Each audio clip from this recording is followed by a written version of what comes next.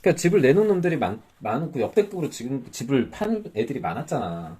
그리고 역대급으로 많이들 샀잖아. 코로나 때. 그러면 그렇게 많이 산 만큼 집은 나만 돌 수밖에 없어요. 그만큼 매물로 지가 이민을 가든 아니면 다른 집으로 들어가든 집을 추가로 산 거 아니야. 어쨌든 추가로 더 많이 산 거 아니냐고. 응? 그럼 더 추가로 샀으면은 그 추가로 산 만큼 또 세를 줘야 될 거 아니야. 지가 들어가 살 거 아니면은. 문제는 인구는 계속 감소하고 있는데 당장 안 살 애들도 되게 많이 구매를 했을 거라고. 앞으로의 어떤 시세 차익을 기대해서. 또 계속 이건 또 응? 계속 팔려고 내놨는데 이게 또 매매가 안 되니까 이 가격이 떨어지는 것 같으니까 매매로 내놓으려고 했더니 매매는 또 안 돼. 또 매매가 안 돼가지고 전세를 끼고 대출금이라도 좀 세이브하려고 그랬더니 전세도 안 구해져. 전세도 안 구해주면 어떡해. 매매도 안 되고 전세도 안 되고 지가 들어가 살 수도 없고. 당연히 또 월세를 낼 수밖에 없는 거야. 그러면은 월세 물량만 더 많아지는 거야. 왜? 새로 들어갈 사람들은 전세로 들어가려다가 월세로 들어가는 건데 그렇게 되면은 그 A라는 집을 전세로 이제 살다가 B라는 데로 월세로 들어갔다고 사다고 해봐. 그러면 A 전세로 냈던 사람들은 전세가 안 구해지면 어떻게 하겠어? 응? 가뜩이나 지금 매매도 안 되잖아. 판매도 안 되면은 이제 그것도 그냥 매매도 안 되니까 월세를 내놓을 수밖에 없는 거야. 그 똑같이 그러니까 매물 시장에 월세로 나오는 거야. 응? 가뜩이나 전세도 안 구해지니까 조금이라도 돈을 이물을 남기려고 싶어 할 거 아니야. 당연히 집을 그냥 놀릴 순 없잖아. 먼지 쌓이게. 그 월세 매물이 더 많아지는 거란 말이지. 그러니까 집을 산 사람들이 많았으면 많았을수록 월세 매물은 터질 듯이 나온다는 얘기야. 응? 거기다가 이제 분양 물건은 막 엄청나게 역대급으로 쌓이고 뭐 대구에 41가구가 뭐 포항에 뭐 41가구가 미분양이었는데 작년에 올해는 4,100가구가 미분양이라며 100배 증가했다며 미분양이 대구 수성구 뭐 대구 달서구 뭐 대구 수성구 뭐 대구의 강남이라며 거기도 미분양이 왜 이렇게 많은 거야. 그러니까 미분양이 지금 속출하고 지금 전체적으로 부동산 시장이 개 박살이 나고 있다라는 거야. 그리고 뭐 월세로 많이 몰면 뭐 월세 대란이 날 것이다. 그것도 개소리라니까. 이제 봐, 월세 대란 나나 월세 전부 다 기억해놔서 그냥 댓글 달아놔요 가서. 응? 왜 거짓말했냐고 이 거짓말쟁이. 말이 안 되는 거야. 아니 이렇게 단순하게 앞으로 어떻게 될지 생각만 해봐도 이렇게 그려지는데 앞으로가. 그래서 여러분들 월세 대란 나잖아요. 월세 뒤는 이제 없어. 월세 뒤가 없다는 게 더 문제예요. 응? 월세 뒤가 없으니까 월세를 내놔도 안 팔리는 거야. 월세 뒤가 없으니까 추려 경쟁하면서 가격을 내릴 수밖에 없어. 왜? 월세 지금 전체적으로 부동산 시장이 모두가 지금 전세든 매매든 월세든 전부 다 지금 침체기로 들어갈 수밖에 없는 조건이 형성이 돼 있어. 왜? 우리나라 수출이 잘 돼서 외화를 많이 벌어들여서 경제 성장률이 높은 것도 아니야. 경제 성장 오히려 많이 계속 IMF나 이런 신용평가기관이나 계속 우리나라 전망치를 깎아내리고 있잖아. 응? 계속 우리나라 전망치를 깎아내리고 있고, 수출은 안 되고. 이것뿐이야? 이거보다 더 무서운 거는 중국의 반도체나 중국의 반도체 전기차, 미국의 반도체 전기차, 4차 산업에 우리의 미래 먹거리를 모두 차지하고 있단 말이야. 그리고 엄청나게 지금 위협받고 2년 안으로는 우리가 중국 시장하고 거의 중국이 다른 나라, 그러니까 중국 시장 자체만으로 봤을 때도 중국 시장에 그 수출을 할 수 있는 길이 완전히 막혀버린다는 게 문제야.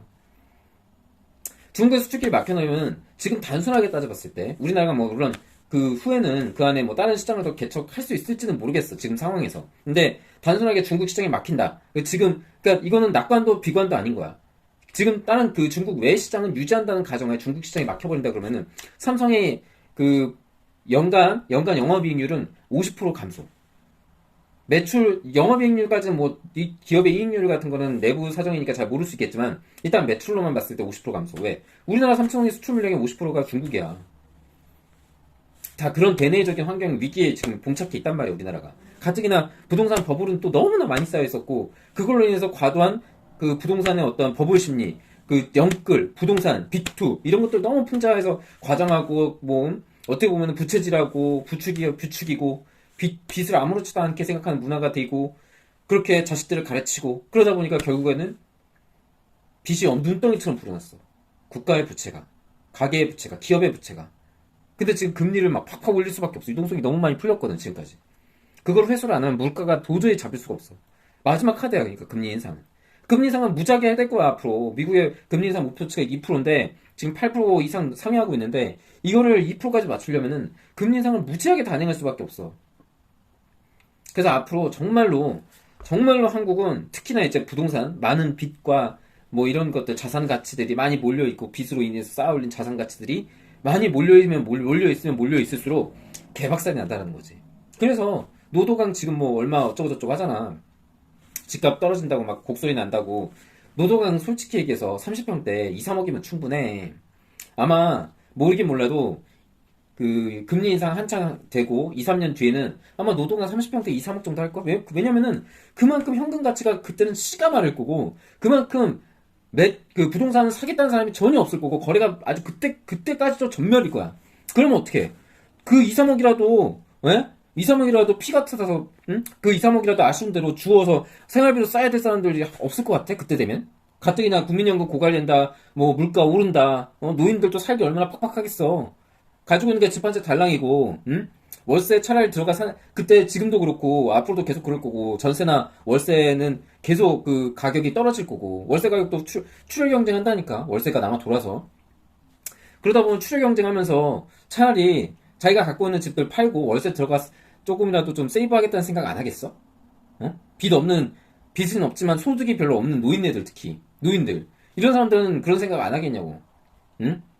그런데 들어가서 내가 내 돈 월세로 월 얼마나 남은 인생 얼마나 산다고 얼마나 살지도 모르는데 죽을 때까지 내 자산의 가장 대부분을 차지하는 이 집을 깔고 앉고 있을 바에 그냥 얼마 남지 않은 생활, 남지 않은 삶, 좀 그나마 풍족하게라도 쓰자고 그 집 팔고 월세 한 2, 30만 원짜리 들어가서 살지 않겠어?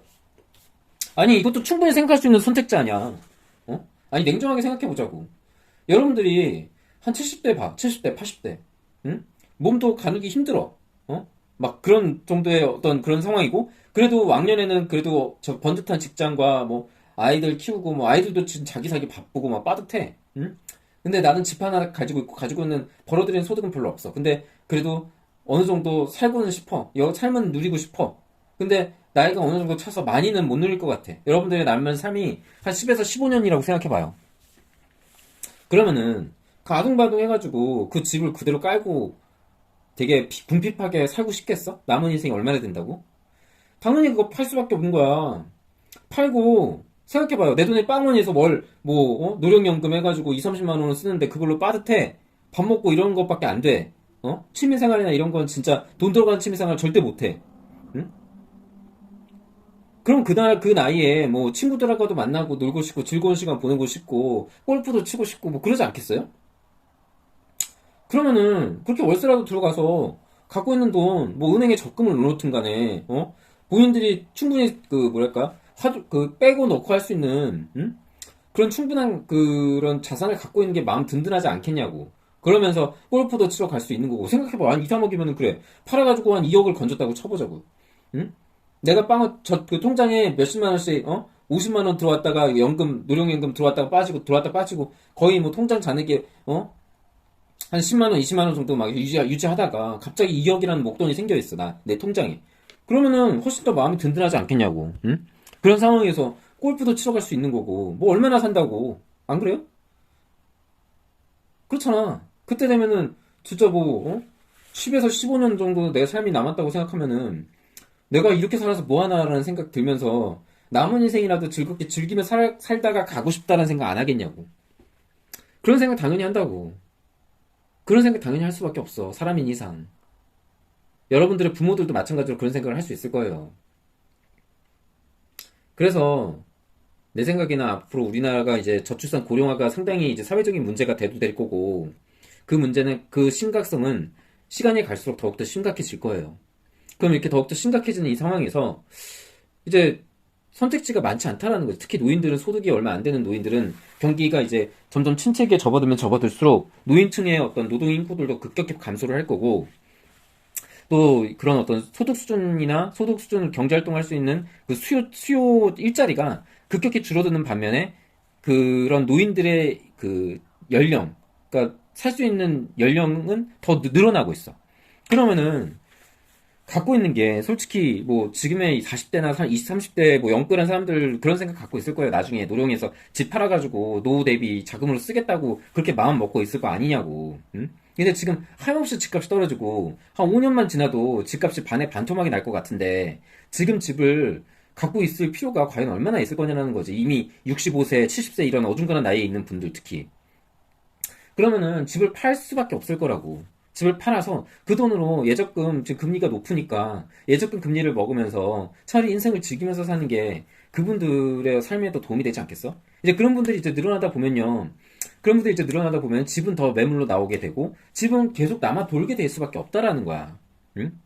집은 계속 시중에 많이 나오고 노도강이 진짜 반에 2, 3억 정도면 뭐 충분한 그런 시기가 온다니까요. 왜냐면은 그런 소득이 그만큼 못 받쳐주고 이런 어떤 사회적인 분위기나 이런 어떤 저출산 고령화 그리고 노령 인구는 급격하게 늘어나고 있는데 실제 생산 인구들은 급격하게 줄어들고 있고 인구는 갈수록 줄어들고 있고 집은 공급은 계속적으로 이루어지고 있고 그리고 이미 지금 상황에서는 20대 애들까지 모두 다 끌어섰어. 10년 후에 있어. 수요까지 모두 땡겨 쓴 상황이야.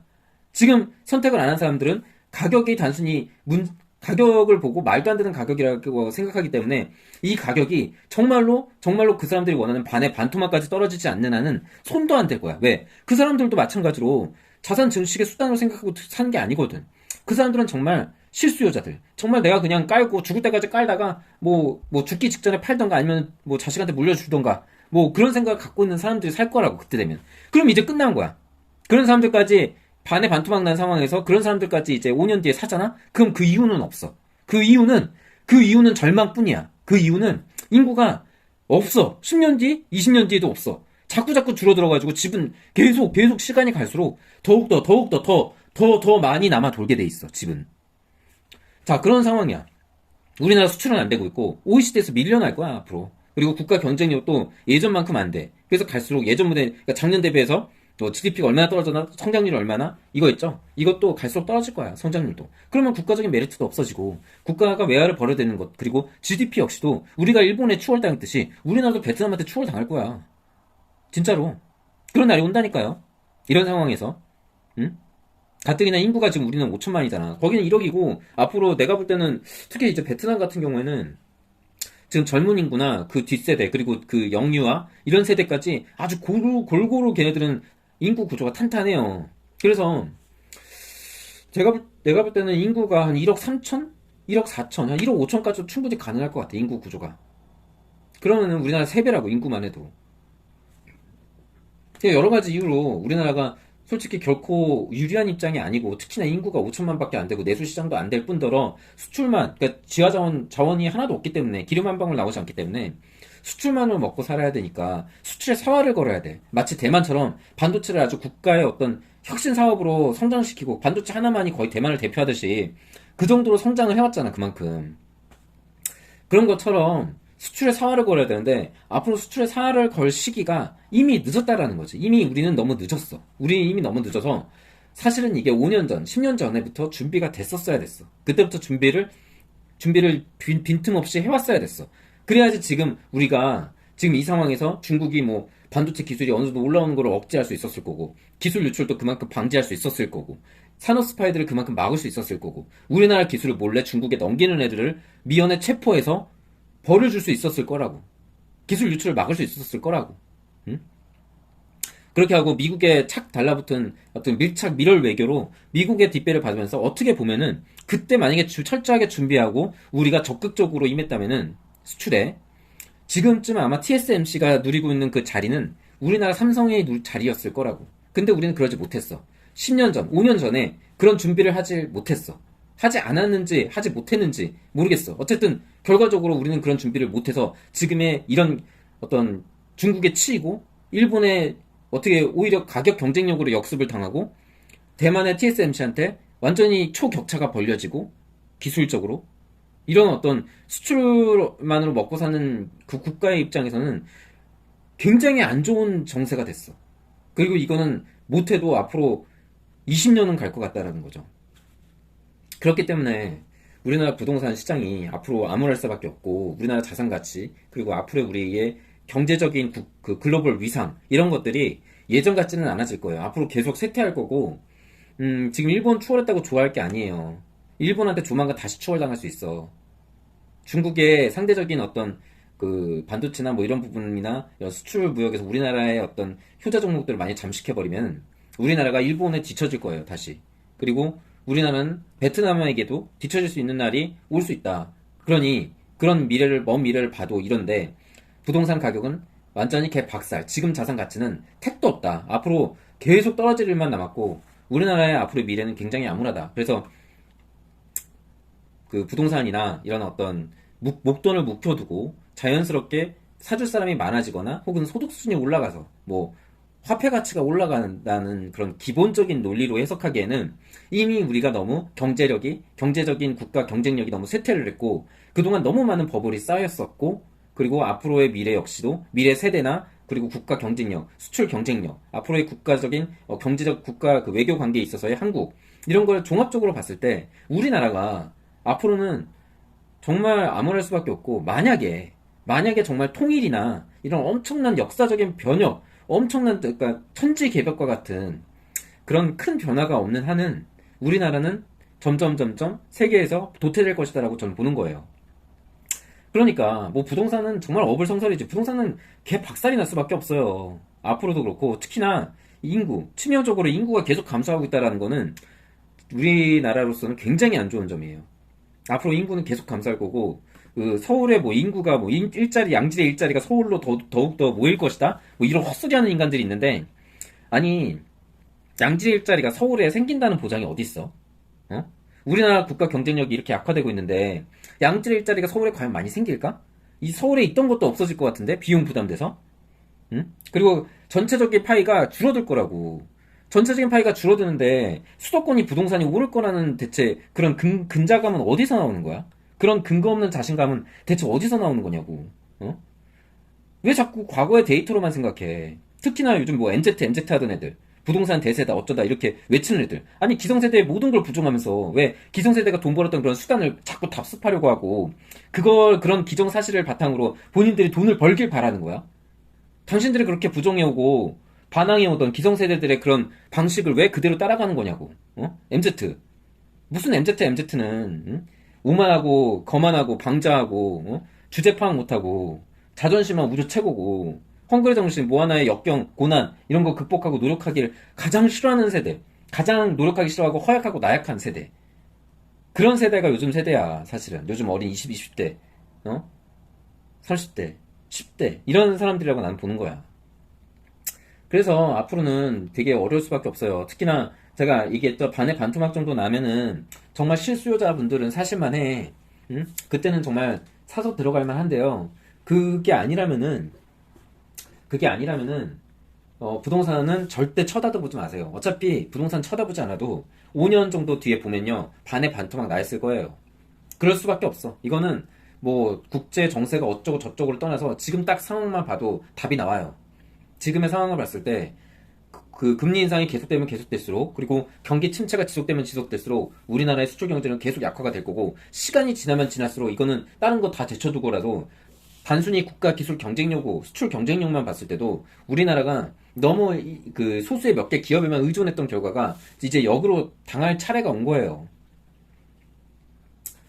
그래서 그런 것들이 굉장히 안 좋아질 것이다. 대내적으로 우리나라가 돈을 못 버는 구조가 될 것이기 때문에 시간이 지나면 지날수록 한국의 기존에 있던 자산 가치들은 저평가가 될 거예요. 앞으로 계속 그런 저평가 기조가 계속적으로 이루어질 거고 아마 제가 얘기한 대로 우리나라가 이제 일본을 비웃던 그 잃어버린 30년 그 잃어버린 30년이 우리나라한테는 찾아올 거예요. 우리나라와 일본의 차이는 단지 이제 그 프라자 합의가 없었다라는 거 그런 어떤 정치적인 프라자 합의가 없었다라는 거의 차이뿐이지 그리고 급격하게 뭐 원화가 가치가 막 확 올랐던 그런 게 없었다라는 것 뿐이지 사실 그때랑 비교했을 때 우리나라가 원화 가치가 오르진 않았지만 원화 가치가 오르는 것 대신에 저금리를 이용해서 부채를 너무 아무렇지도 않게 부풀려서 썼어요. 마치 원화 가치가 막 올라가지고 일본인들이 자만감에 빠졌던 그 시기처럼 부채를 무지하게 땡겼어가지고 부채의 그 막대하게 불어난 그 거품을 자신의 자산으로 착각하고 너무 아무렇지도 않게 사치를 부렸던 게 차이예요. 하지만 겉으로 봤을 때 표면 제3자 입장에서 봤을 때는 그 행태는 일본의 잃어버린 30년 직전의 버블 붕괴의 조짐과 너무도 무서울 정도로 흡사해요.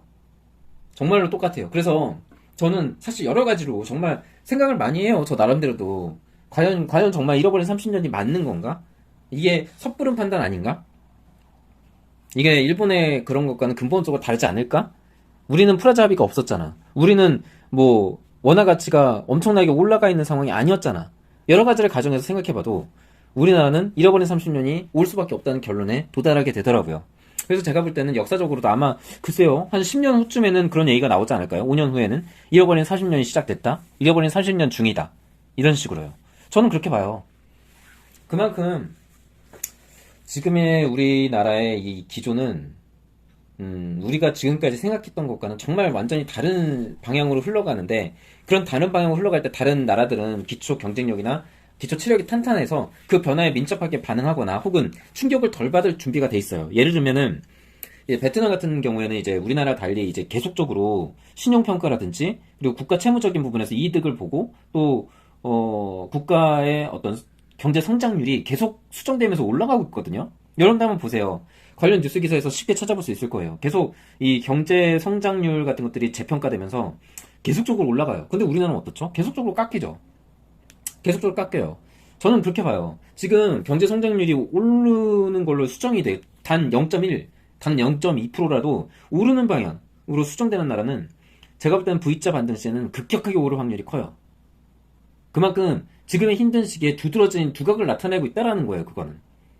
그리고 지금 경제 시대에서 0.1이나 0.2가 깎이는 곳은 굉장히 위험하다고 보시면 돼요. 저는 그렇게 봐요. 지금 사태에서 두드러지게 마이너스 성장이나 이런 것들을 기록하고 있는 기업들은 다른 뭐가 없는 이상 특히 수출 경쟁력을 먹고 사는 나라일수록 경제 성장률이나 이런 거에 민감할 수밖에 없어요. 왜? 외국인들의 투자를 많이 유치해야 되는 나라이기 때문이에요. 근데 한국 같은 경우에는 계속 마이너스적으로 우리나라랑 베트남이랑 반대로 마이너스 평가를 계속적으로 받고 있잖아요. 저는 이게 굉장히 좀 조심해서 봐야 될 게 이거는 V자 반등할 때는 이게 더욱더 완만하게 올라갈 거란 얘기예요. 한마디로. 정말로 이제 되게 성장 둔화되고 되게 어떤 그러니까 성장 둔화 침체 이런 게 같이 올라갈 확률이 크다는 얘기죠. 그래서 지금 보면은 여러 가지로 제가 뭐 여러 가지로 이거 저거 생각해보고 이리저리 돌려보고 이렇게 해도 결론적으로 우리나라는 잃어버린 30년에 돌입할 수밖에 없다. 이번 계기로 인해서 도저히 이 난국을 돌파할 만한 그런 게 보이지가 않아요. 그리고 모르겠어요. 제가 더 멀리는 못 보겠어요. 제가 볼 때는 한 10년까지도 난국을 돌파할 수 없을 것 같아요. 20년 후에는 어떻게 될지 모르겠죠. 근데 어찌됐든 간에 기본적으로 인구가 늘어나지 않는 현상은 그리고 인구가 늘어나지 않더라도 현상 수준을 유지해야 되는데 우리나라는 감소를 해도요 너무 급격하게 감소할 게 눈에 보여요. 그렇기 때문에 굉장히 어려워질 것이다. 당장 우리나라가 내세우고 있는 그 국민연금조차도 2050년에서 2057년이었죠 원래 고갈 시점이. 근데 그것도 7년 땡겨진 거 아세요? 그것처럼 여러 가지 문제로 되게 사회적인 문제, 그 복지의 문제, 이런 우리나라가 한창 잘 나갈 때 많이 폈던 복지 정책이라든지 뭐 이런 것들이 사회적인 그런 기금들 있잖아요. 그런 것들이 굉장히 문제가 될 거예요. 제가 보기에는 조만간 글쎄요 한 5년 뒤, 5년 뒤에서 10년 뒤 뭐 이쪽 사이에서 굉장히 큰 문제가 될 것 같아요. 이대로 두면요 지금 2050년까지 돼 있던 거 있죠. 아마 지금 한 5년간 그 경기 침체가 거의 확실시되고 있는데 이 5년간 그 국민연금 운용을 과연 잘할 수 있을까요? 아마 제가 볼 때는 그때도 운용을 못해서 5년, 10년 막 이렇게 땡길 거예요. 그럼 2040년 고갈이라고 생각해 봅시다. 지금 불과 몇 년, 1, 2년 사이에 그 코로나 시국 사이에 벌써 7년이 땡겨졌잖아요. 그죠? 1년 사이에? 1년 사이에 그 고갈 시점이 7년이나 땡겨졌다고요. 응? 여러분들. 5년 사이에 얼마나 땡겨져 있을 것 같아요? 제가 볼 때는 못해도 아무리 잘해도 10년은 더 땡겨질 것 같아요. 그러니까 2040년 고갈로 나올 것 같다는 거예요. 못해도. 아무리 선방을 잘해도. 그래서 2040년 고갈이면요. 보세요. 지금 40대들은 2040년이면 겨우 18년 뒤잖아요. 40대들 못 받아요. 그리고 50대들도 못 받을 확률이 커요. 지금의 50대들. 지금의 40대, 50대 밑으로. 그러니까 60 이하들은 국민연금을 못 받을 수 있을 확률이 커요. 그래서 5에서 10년 정도 사이에 아마 이게 사회적인 문제로 굉장히 크게 대두가 될 거예요, 우리나라. 그래서 아마 이번 정권 때 연금 개혁을 못하게 되면은 5에서 10년 사이에는 반드시 연금 개혁이 이루어질 거예요. 근데 과연 그때 그렇게 연금 개혁을 해서 국민들한테 얼마나 바람직한 그런 영향으로 다가올지는 모르겠어요. 근데 하려면은 지금이라도 조금이라도 빨리 해야 되는데 그런 거에 대해서 굉장히 반대하는 여론들도 많고 하잖아요. 마치 본인들의 기득권을 뺏기는 것 같은 기분이 들어서. 그런 사람들도 있는 반면에 왜 내야 돼? 어차피 못 받을 거 포기하고 국민연금을 왜 내야지 하는 사람들도 많을 거고 하여튼 이런 이해관계들이 굉장히 충돌을 많이 할 시점이 제가 볼 때 5에서 10년 사이에 굉장히 사회적인 문제로 대두가 될 것 같아요. 그래서 복지나 뭐 이런 부분도 전면적인 재수정이 필요하고 인구의 연령층이나 뭐 한계 연령, 기본 수명 이런 것들이 이제 늘어나다 보니까 이런 부분에서 아마 제가 볼 때는 그때 수급 연령 나이가 재수정되고 또 납부하는 방식이나 뭐 이런 것들도 그렇고 많이 바뀔 것 같아요, 그때. 그래서 뭐 여러 가지 문제들이 많아요. 뭐 그런 연금 문제부터 시작해서 뭐 저출산 고령화는 뭐 아주 진짜 굉장히 큰 문제고 수출도 그렇고 인구 감소도 그렇고 이런 부동산 우리나라에 지금 쌓여있는 자산 가치 버블 형성도 그렇고 부채 문제도 그렇고 되게 여러 가지로 봤을 때 제가 볼 때는 굉장히 어려운 국면으로 접어들 거고 잃어버린 30년으로 우리는 돌입할 수밖에 없다. 그래서 제가 누누이 여러분들한테 제 방송에서 공유했던 내용이 지금 상황을 어 이미 대세는 여러분들 개개인이 어쩔 수가 없잖아요. 그러면은 이런 상황을 조금이라도 남들보다 조금이라도 더 빨리 눈치 포착을 해서 더 빠르게 여러분들의 자산을 각자 도생의 길로 가는 수밖에 없다 이거예요. 제 말은 제가 드리고 싶은 말은 그거예요. 각자 도생으로 가야 돼요. 이제는 뭘 바라거나 남들이 뭘 해주길 바르면 안 되고 여러분들 스스로 여러분들이 적극적으로 나서야 돼요. 안 그러면은 우리나라 뭐 무조건 그러니까 남들이 제가 가장 중요하게 대전제로 얘기하고 싶은 거는 우리가 지금까지 생각해왔던 고정적인 어떤 맹신, 자산 증식의 수단의 맹신들, 뭐 부동산에 묶어두면 무조건 우상향이다. 뭐 화폐 가치가 오르기 때문에 부동산 가치도 같이 따라오를 것이다. 뭐 뭐랄까 삼성전자 세계 글로벌 1위, 뭐 국뽕, 현대차 수출 자동차 뭐 국뽕 엄청 넣으면서 지금까지 막 거품을 키워왔잖아요. 그런 거에 현혹되지 마시라는 얘기예요. 그리고 그런 것도 이제 더 이상 맹신하지 말라는 얘기를 꼭 제가 얘기하고 싶었던 거예요.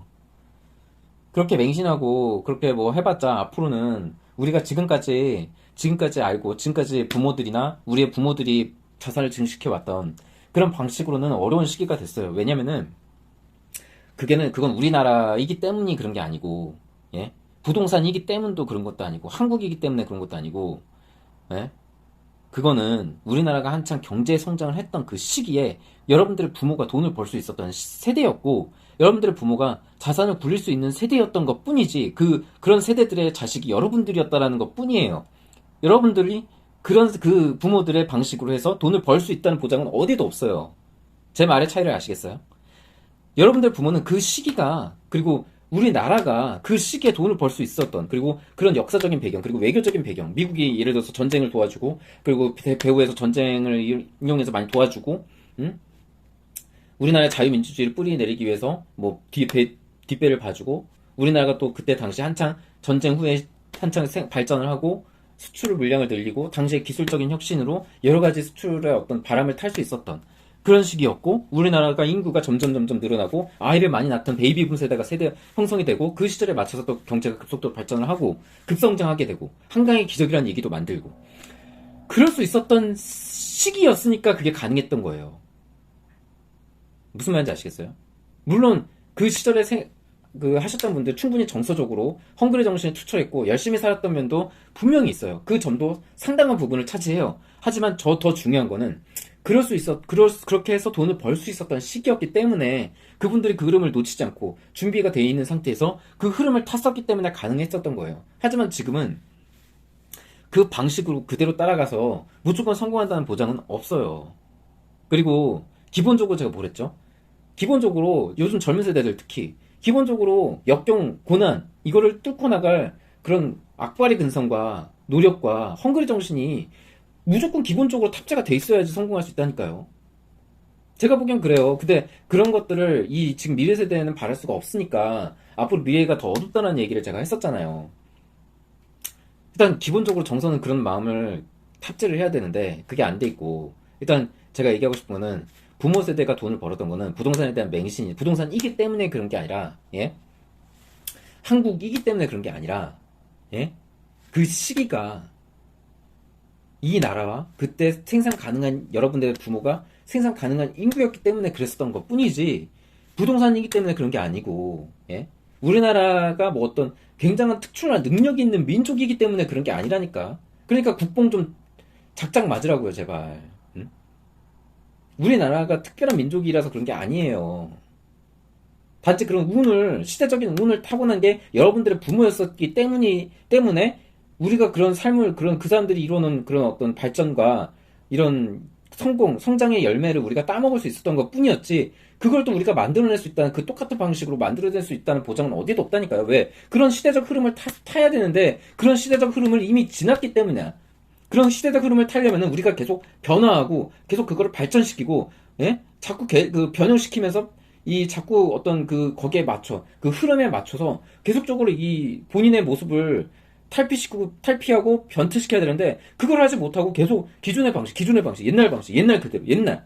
이런 것만 자꾸, 물론 옛날 게 좋은 것도 있어요. 하지만 무조건적으로 자꾸 그런 돈을 버는 방식에 있어서 특히 두려움 때문에 그런 건지, 뭐 리스크 때문에 그런 건지, 아니면 알아볼 노력을 하기 싫어서 그런 건지, 모험을 하기 싫어서 그런 건지 모르겠어요. 어쨌든 옛날 방식을 유독 돈 버는 것들을 옛날 방식을 자꾸 고집하고, 옛날 방식에 대한 경험을 토대로 한 그런 자산 증식에만 너무 목을 맸던 거예요. 그러다 보니까 지금 이런 사단이 나고, 더 이상 성장의 한계성을 느끼고 우리나라가 점점 꼬꾸라지고 있는 거란 얘기죠. 성장이 앞으로 계속 그럴 거예요. 가뜩이나 인구도 없고, 예? 인구도 적고, 출산율은 세계 꼴찌야. 뭐 답 나오잖아. 그럼 세계 꼴찌가, 출산율이 세계 꼴찌인데, 당연히 미래를 바라볼 수 있는 미래 세대에 대한 기대도 당연히 세계 꼴찌죠. 아니, 그렇게 따지면 그거 아니에요? 이렇게 얘기할 수 있잖아요. 이렇게 얘기할 수 있잖아요, 진짜 솔직히. 세계 출산율이 세계 꼴찌면은 이 나라의 미래도 세계 꼴찌 아닌가? 단순히 이렇게 봤을 때? 물론 이제 바뀔 수도 있겠지만, 인구가 곧 국력이에요, 사실. 제가 얘기했잖아요. 경쟁은 필연이에요. 경쟁이 없으면은 그만큼 느슨해지고, 그만큼 안일하게 생각하다 보니까 요즘 어린애들이 다 그 모양이잖아요, 사실. 응? 그런 애들한테 우리의 미래를 기댈 수 있나요? 지금 그런 애들이 지금 직장 생활하고 5년에서 10년 정도 한 건데, 그래서 5년에서 10년 전에 이미 준비가 돼서 우리나라가 이 지경이 됐나요? 아니잖아. 이 지경이 된 거는 사실 만약에 노력을 썼다면 이 지경이 되지 않았겠죠. 물론 이 모두가 미래 세대의 어떤 탓이라고 얘기하고 싶지는 않아요. 하지만 그 미래에 대한 희망을 가질 수 있어야 되는데, 최소한 지금의 어떤 그 윗세대, MZ라 소위 요즘 MZ라고 하고 있는 그 윗세대의 입장에서, 40대 뭐 30대 이런 사람들 입장에서 봤을 때는 지금의 미래 세대에게 어떤 기대도 할 수가 없을 정도로 너무 안일하고, 너무 본인의 어떤 편함, 안락함을 너무나 추구하고, 또 그런 반면에 너무 바라는 게 많고 주체 파악을 못한다는 게 정말 문제예요. 왜냐면은 가장 걱정스러운 건 그 부분이에요. 자존심이 센 건 좋아. 자존심이 센 건 좋다 이거야. 자존감은 중요하니까. 근데 문제는 본인이 주제 파악을 좀 하면서 자존감을 확보를 하고, 또 자존감이 중요하면은 내 주제 파악을 하면서 내가 뭐가 모자라고 뭐 이런 부분을 알면서 내 자존감을 거기에 맞춰서 회복시키려고 노력을 해야 되는데, 자존감은 너무 높은데 이 실력은 바닥이야. 그럼 굉장한 괴리감이 생기니까 이게 문제가 되는 거예요. 오를 수 없는 나무라고 생각하다 보니까 한탕주의, 뭐 한방, 인생 한방, 너무 쉽게 가려고 하는 거지. 쉽게 모든 걸 가려고 하는 거야. 노력 안 하고, 고생 안 하고, 스트레스 안 받고. 그런 사람들한테 뭘 바라겠어요, 여러분? 예? 누구는 그러고 싶지 않겠어요? 그렇게 하면은 모두가 에디슨이 되고 모두가 아인슈타인이 됐겠지? 안 그래요? 그러니까 너무 쉽게, 물론 저는 제 지난 시간에 얘기했듯이 그 부모 세대들의 책임이 굉장히 크다고 보는 사람이에요. 근데 그 부모 세대들의 잘못도 있지만 여러분들 본인한테도 문제가 많아. 그래서 이 말은 꼭 해주고 싶어요. 근성부터 그 뿌리채 뽑아서 고치지 않으면은 아무도 여러분들을 대우해주지 않아요. 여러분들 스스로가 본인이 대우받고 싶으면 남들도 그렇게 대우해야 되고, 그리고 본인이 인정을 받고 싶으면은 본인이 그만큼 노력을 많이 해야 돼. 응? 노력을 안 하면서 왜 그렇게 자존심만 살아서 그렇게 윗사람들한테도 대들고 막 그러는지 모르겠어요. 솔직히 예의가 없는지 모르겠어. 왜 그렇게 본인이 모자란, 그러니까 모든 어떤 고수나 모든 성공하는 사람들의 첫 출발점은 아주 그 밑에 그 지하에서의 출발점은 뭐냐면은 본인의 모자람을 아는 것부터 시작해요. 초심자가 앞으로 고수가 되기 위한 그 단계에서 반드시 필요한 부분은 본인의 모자람, 본인의 부족함을 스스로가 깨달아야 돼. 예? 자존감에 살면 자존감만 이만큼 우주채고면은 그것도 모르는 채로 그냥 왜 저 사람은 날 무시하지 이런 식으로 가는 거야. 그러니까 본인의 부족함을 알고, 부족한 만큼 내가 어떻게 해서든 배워서, 어떻게 해서든 노력해서 그거를, 부족함을 메꿔가면서 자존감과 밸런스를 맞출 생각은 안 하고 무조건 자존감만 이렇게 위로 올라가 있으니까 그게 문제인 거예요. 그래서 뭐 제가 얘기했듯이 이건 방법이 없어. 여러분들 스스로가 뭐 모르겠어요. 교육의 문제인지 어떻게 된 건지 뭐 그것까지 제가 구체적으로 들어가진 않겠으나 어쨌든 지금의 젊은 세대에게는 어떤 기대도 할 수 없다. 어떤 희망도 가질 수 없는 그게 지금 한국의 현실, 현 주소이기 때문에 각자 도생하시라는 말씀을 드립니다. 네. 여러분들 이제는 정말 저는 사실 잃어버린 30년의 초입이라고 지금 보고 있기 때문에 앞으로는 정말 여러분들 자산, 개개인들의 자산을 여러분들 스스로가 지키는 수밖에 없어요. 여러분들 스스로가 그동안의 맹신이나 어떤 여러분들 부모 세대가 해왔던 것들이 이제는 통하지 않는 시대가 열릴 거예요. 앞으로 부동산의 맹신으로 뭐 하는 것도 안 될 거고 사실 뭐 그런 얘기도 많아요. 요즘 뭐 가끔 그러니까 TV에 보시면은 아마 들으신 분들도 있을 거예요. 일본에 뭐 어디 뭐 재택 투자하고 나홀로 뭐 사는 사람들 그런 사람들이 여기저기 많이 투자해 놓잖아요. 뭐 배당주 같은 것도 투자하고 어디 주식이나 뭐 이런 걸로 해서 어떻게든 안정적으로 고정적으로 자기가 받을 수 있게 그런 전 세계 여기저기에다가 이제 본인의 어떤 그동안의 삶에 축적을 해놓고 그렇게 많은 돈은 아니더라도 일을 하지 않고 본인이 이제 삶을 즐기면서 그런 즐길 수 있으면서 여가 생활을 생활비를 나면 삶을 사는데 지장이 없을 만큼의 그런 정기적인 돈을 받는 뭐랄까요 시스템을 만들어 놓고 살고 있잖아요. 그런 것처럼 우리나라도 아마 일본의 젊은 층이나 실제 노동인구들이나 혹은 은퇴를 바라보고 혹은 욜로 라이프를 즐기고 싶은 그런 세대들에 있어서 재테크 관련돼서 제가 보기에는 많은 변화가 있을 거라고 생각이 돼요. 왜냐면은 우리나라가 국민연금이나 똑같이 가잖아. 일본도 되게 고령화로 지금 심각한 문제를 겪고 있잖아요. 그게 우리의 10년 뒤의 모습이에요. 그런 고령화로 심각한 문제를 겪고 있을 때 어떤 나라나 이렇게 재원이나 이런 연금에 크게 기댈 수 없는 상황에서 그리고 자산 증시, 국가 경제 발전이 급격하게 이루어지지 않는 그 현실 속에서 본인이 나름대로 뭐 그때는 지금도 뭐 일본 부동산 보듯이 부동산으로 자산 증식하기가 또 어려운 상황이고 또 거기서 저금리 기조이 있고 또 그죠? 나라 경제 성장률도 낮고 그죠? 저출산 고령화 이런 여러 가지 부분이 우리나라가 겪을 미래와 너무나 흡사한 모델이기 때문에 제가 얘기하는 거예요. 아마 제가 생각하기에는 그런 어떤 젊은 세대의 재테크의 어떤 그런 일본의 젊은 층들의 그런 변화, 은퇴를 앞둔 혹은 은퇴를 하고 싶어하는 그런 세대들의 다양한 어떤 재테크에 대한 생각, 개념의 어떤 변화 이런 것들이 아마 우리나라에도 곧 일어날 것 같다는 생각이 많이 들어요. 특히나 지금의 30대들 그리고 20대들 이런 사람들이 앞으로는 정말 어떤 부동산이나 뭐 이런 데 옛날 세대들처럼 지금의 영끌들 불과 얼마 전 몇 달 전 코로나 시국에 영끌에서 막 샀던 그런 사람들의 생각과는 달리 본인들의 어떤 자산이나 이런 것들을 다양한 곳에 이제 돈나무를 심어 제가 지난 방송에서도 말씀드렸듯이 다양한 곳에 이제 돈나무를 심어서 이런 돈나무들이 조금씩 벌어들이는 소극적인 소득들 있죠. 저는 소극적인 소득이라고 표현하고 싶어요. 이런 소극적인 소득을 이게 한데 모으면은 얼마간의 괜찮은 소득이 되는 거예요. 그런 것들이 모이면은. 그래서 이런 괜찮은 소득들로 본인의 삶을, 그러니까 본인의 여생, 그리고 본인의 인생을 즐기면서 그렇게 재테크를 하는 방식으로 제가 볼 때는 많은 변화를 할 것 같다는 생각이 들어요. 특히 우리나라에 국한된 게 아니라 전 세계로 시선을 많이 돌릴 거라는 생각이 많이 들어요. 그런 어떤 재테크 방식의 변화 이런 것들이 아마 일대 바람으로 제가 볼 때는 다가올 것 같아요. 조만간입니다. 제가 볼 때는 뭐 오래 걸리지 않을 것 같아요. 한 3, 4년 뒤면은 이런 붐이 일어날 거라고 저는 보고 있어요. 그리고 뭐 부동산도 그에 맞춰서 그런 세대들이 부동산에 젊은 미래 세대들이 부동산에 관심을 더 안 갖는 거 아니에요. 그러면은 우리나라 부동산은 계속 떨어질 수밖에 없어요. 그래서 뭐 정말로 일본의 뭐 진짜 우리나라 강남이라고 일컬어지는六本木에서 10억대 그 금액을 아파트를 찾기 힘든 것처럼 그 수준인 것처럼 우리나라의 강남 역시도 그 수준으로 떨어질 거고 그 주변들이 변두리들 그런 아파트들은 더 떨어질 거고 제가 볼 때는 그렇게 될 거예요. 왜냐면 양질 일자리라는 것 자체도 강남에 생긴다는 보장이 어디 있어요. 그거는 경제가 잘 나가고 기업 활동하기가 좋을 때나 회사를 많이 짓고 일자리가 많이 생기는 거지. 강남이라고 해서 무조건 그러니까 이런 것도 아주 그러니까 전 진짜 이해가 안 되는 게 이런 거는 맹신이라는 게 참 우리나라의 사람들 젊은이들 그리고 젊은이뿐만이 아니라 노년층한테도 엄청나게 뿌리 박혀 있구나. 40대 50대들한테도 굉장히 많이 뿌리 박혀 있구나라는 생각을 하는 게 이게 그런 거죠. 그러니까 말이 수레를 끌잖아요. 근데 수레가 말을 끄는 걸로 생각을 하는 거예요. 마치 이제 집을 지어 놓으면은 거기에 유동인구가 생기고 상권이 발달할 것이다. 그러니까 맨 땅, 황량한 벌판에 아파트를 지어놓으면은 거기에 사람들이 살면서 주변에 유동인구가 많이 생기니까 주변에 상권을 살릴 것이다. 상권을 만들 것이다. 강남의 거리를 만들 것이다. 이런 생각을 하는 거죠.